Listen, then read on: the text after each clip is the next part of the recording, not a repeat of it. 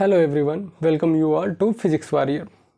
तो आज हम जो क्लास 9 का चैप्टर 1 मोशन देख रहे थे, उसमें आज लेक्चर नंबर 3 है, जिसमें हम देखेंगे difference between displacement and distance. इसके पहले के लेक्चर में, जिसमें हमने फर्स्ट लेक्चर में रेस्ट एंड मोशन के बारे में देखा, सेकंड लेक्चर में हमने डिस्टेंस एंड डिस्प्लेसमेंट के बारे में देखा। आज इसी के बारे में डिफरेंस देखेंगे कि अगर एग्ज़ाम में आ जाता है तो इसको टेबुलर फॉर्म में कैसे लिखेंगे, इसमें कैसे पॉइंट वाइज नोट डाउन करेंगे।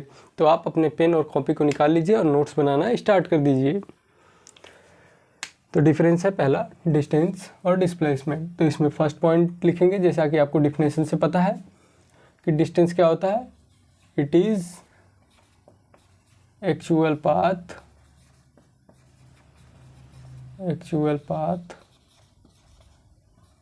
covered by a moving body,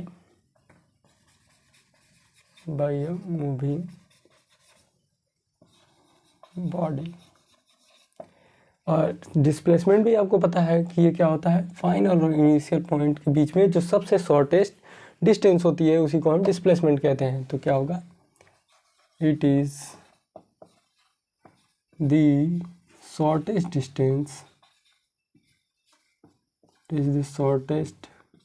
distance between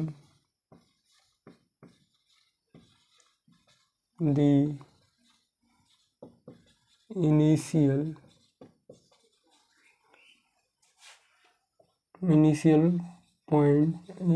position and final position of a body। और क्या था, आपको पता है कि इसमें और क्या था, एक क्विज के साथ डायरेक्शन भी होना चाहिए। तो ये लिखेंगे along with the direction, along with the direction।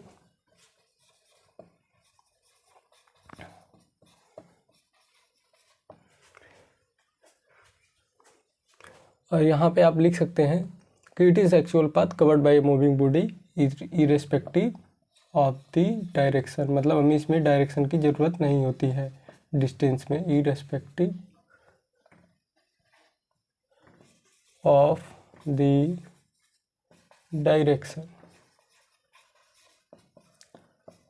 ये हो गया फर्स्ट पॉइंट। सेकंड पॉइंट लिखेंगे अब हम, डिस्टेंस क्या होता है। इसमें जब हमने डायरेक्शन की बात नहीं की, सिर्फ मैग्नीट्यूड की बात हो रही है, तो एक ऐसी क्वांटिटी हो जाएगी, आपको पता है कि ये हो जाएगी स्केलर क्वांटिटी। तो लिखेंगे इट इज़ अ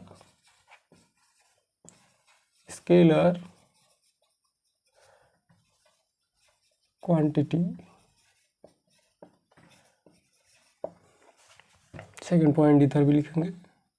अगर डिस्प्लेसमेंट में किसी के पास magnitude as well as direction हो तो क्या कहते हैं, उसे कहते हैं वेक्टर क्वांटिटी। तो वही पॉइंट यहाँ भी लिख देंगे, इट इज़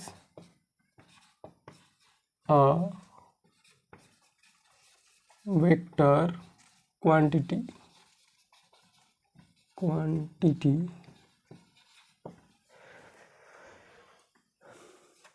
अब आपको पता है कोई भी बॉडी ट्रेवल कर रही है, जैसे अगर ये सपोज बॉडी यहाँ पे है, अगर वो ट्रेवल कर रही है, अगर मूव कर रही है, ए से बी पॉइंट पे जा रही है, तो वो कुछ ना कुछ क्या करते हैं, ये जो डिस्टेंस है वो ट्रेवल करेगी।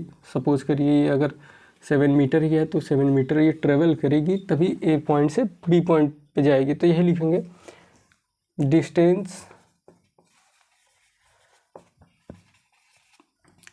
Of a moving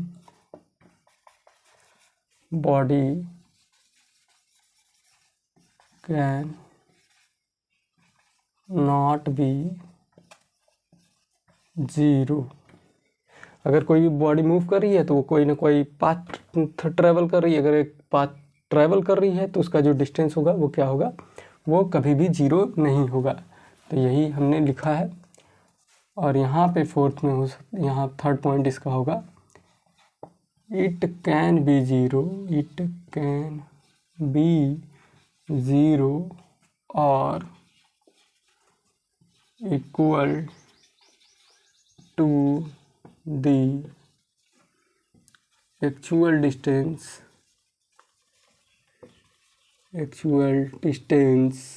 travelled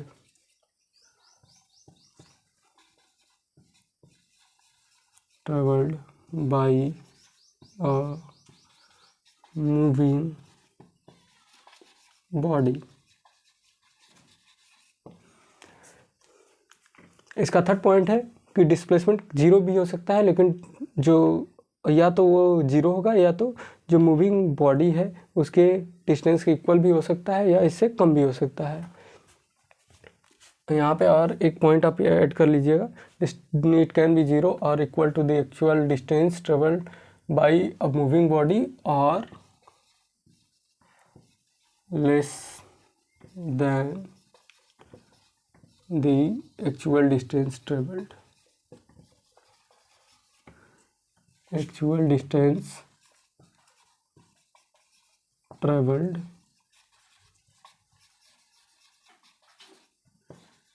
by a moving body। इतना नोट डाउन कर लीजिए। तो आपको ये थर्ड पॉइंट में अभी आपको एक्सप्लेन करता हूँ कि ये कैसे जीरो हो सकता है या डिस्टेंस के इक्वल कैसे हो सकता है या फिर जो डिस्टेंस वो ट्रेवल कर रही है उससे कम कैसे होगा। ये आपको आई होप समझ में आ गया होगा। इसे आप नोट डाउन कर लीजिए। आपने नोट डाउन कर लिया होगा।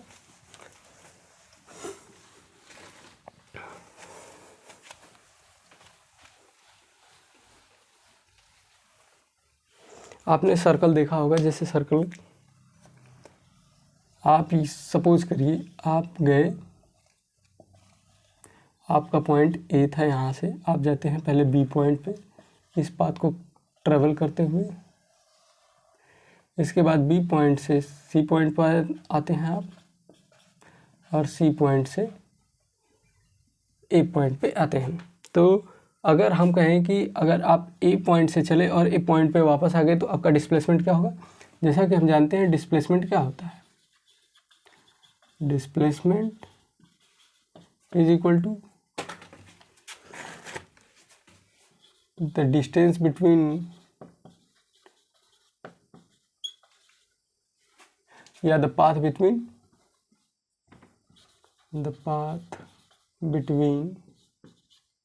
the initial and final position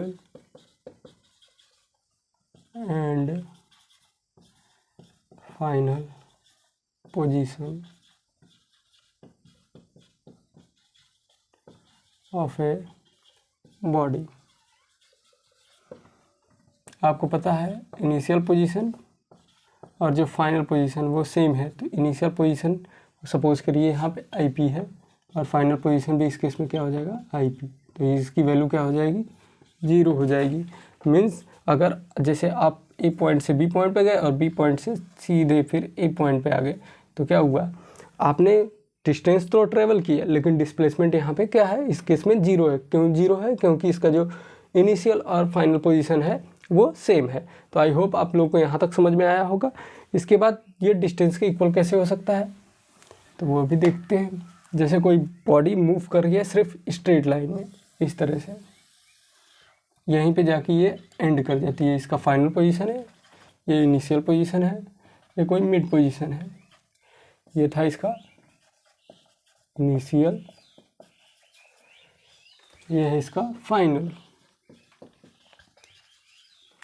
कोई बॉडी ट्रेवल करती है ए पॉइंट से बी पॉइंट फिर बी पॉइंट से सी पॉइंट। सपोज करिए ये 6 मीटर और ये भी 6 मीटर। मीन्स उसने क्या किया, टोटल 12 मीटर ट्रेवल किया। इसने 12 मीटर ट्रेवल किया।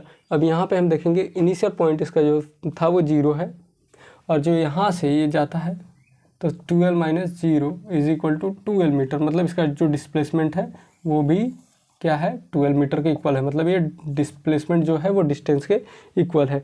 क्यों इक्वल है, क्योंकि यहाँ पे जो देखेंगे हम इनिशियल और फाइनल पोजीशन के बीच में जो एक सबसे छोटा डिस्टेंस है वो ए से सी है। डायरेक्ट एक्चुअल पाथ यही है। तो 6 मीटर और 6 मीटर फाइनल पोजीशन में से हम इनिशियल पोजीशन माइनस कर देंगे तो फाइनल पोजीशन हमारे पास था 12 मीटर पे है और इनिशियल पॉइंट पोजीशन है 0 मीटर पे। तो डिस्टेंस क्या हो जाएगा हमारे पास, डिस्टेंस तो हमारे पास वैसे भी 6 + 6 है 12 मीटर, और इस केस में डिस्प्लेसमेंट भी हमारे पास क्या हो जाएगा, सेम हो जाएगा।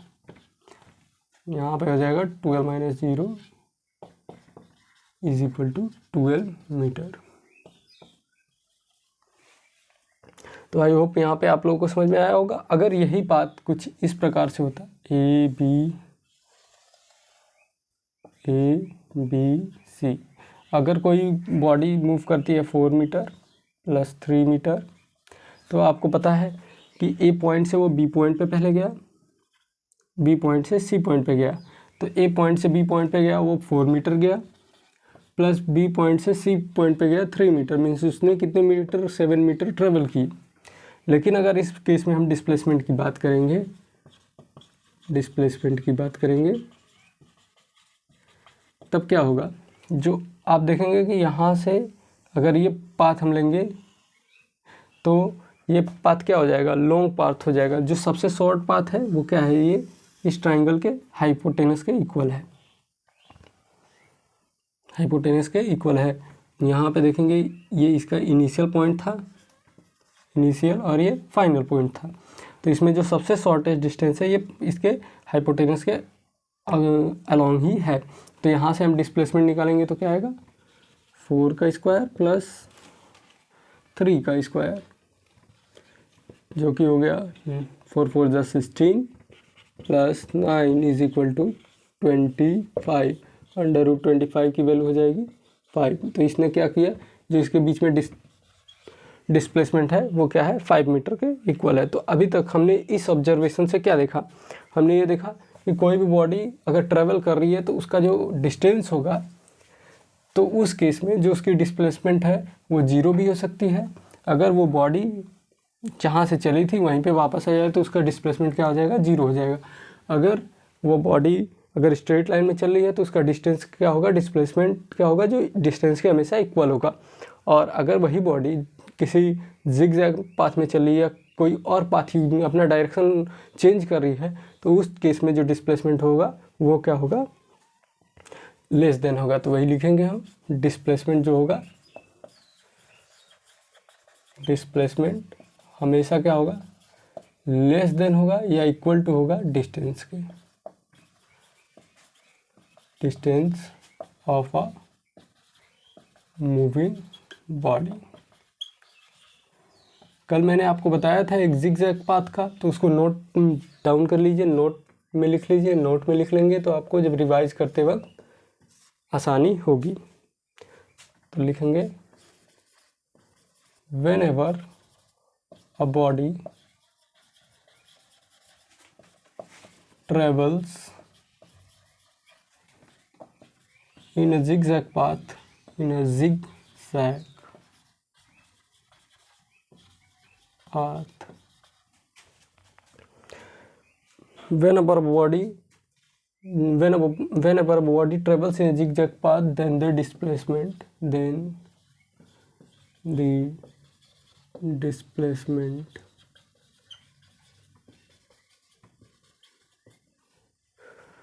then the displacement of body is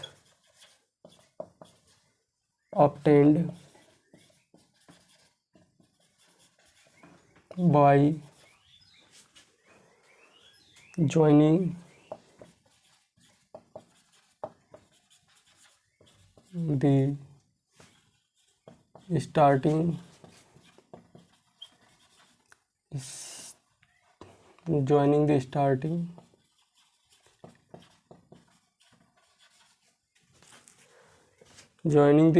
point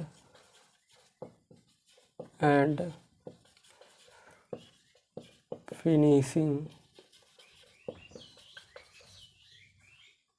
the finishing point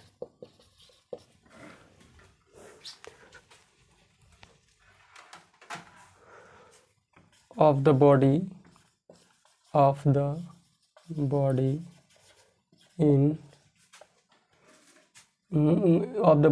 a straight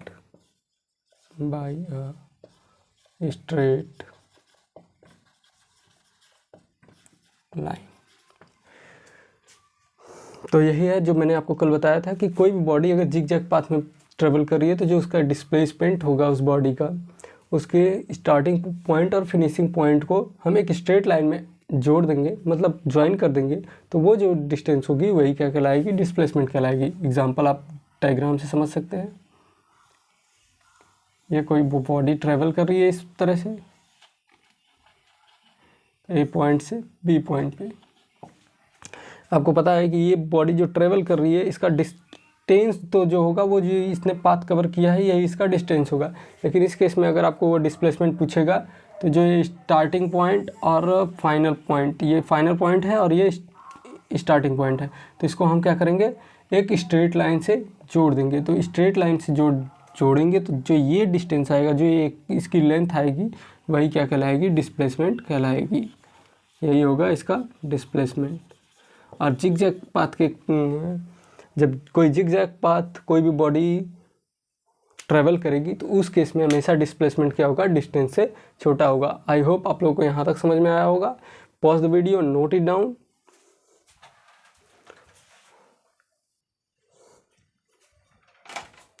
next one है स्पीड। स्पीड देखेंगे हम कि स्पीड क्या होती है। स्पीड क्या है, क्वांटिटी है जो हमें क्या बताती है, कोई बॉडी कितना तेज़ मूव कर रही है, मतलब वो कितने जल्दी समय में कितना ज़्यादा डिस्टेंस कितना ज़्यादा डिस्टेंस ट्रेवल कर रही है, या कितना स्लो चल रही है, मतलब कितने कम समय में वो कितना ज़्यादा डिस्टेंस ट्रेवल कर रही है या कितना कम डिस्टेंस ट्रेवल कर रही है, मतलब कि बॉडी कितने तेज़ी से मूव कर रही है।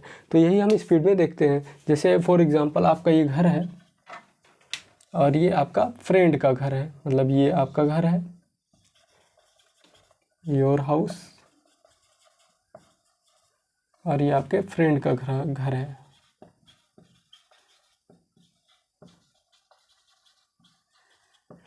और आप यहाँ से स्टार्ट करते हैं चलना, और ये सपोज करिए ये है 8 किलोमीटर या 12 किलोमीटर, और आप इसे 3 आवर में कंप्लीट करते हैं इस जर्नी को। तो ये इस केस में क्या किया आपने, जो स्पीड के केस में आपने 12 किलोमीटर को 3 आवर में, मतलब 3 आवर में आप अपने घर से फ्रेंड के घर पे गए। तो यहाँ पे जो आपने हर आवर में पर यूनिट जो पर टाइम में आपने डिस्टेंस ट्रेवल किया वो क्या था, जो कि 12 किलोमीटर को आप डिवाइड करेंगे 3 से, तो मीन्स आप हर आवर में, एक आवर में क्या कर रहे हैं, 4 किलोमीटर ट्रेवल कर रहे हैं। तो मतलब हर आवर में जो आप 1-1 किलोमीटर ट्रेवल कर रहे हैं, 4 किलोमीटर ट्रेवल कर रहे हैं, यही आपकी स्पीड को दिखाता है। इसको हम नेक्स्ट लेक्चर में समझेंगे। तब तक के लिए पढ़ते रहिए। All the very best.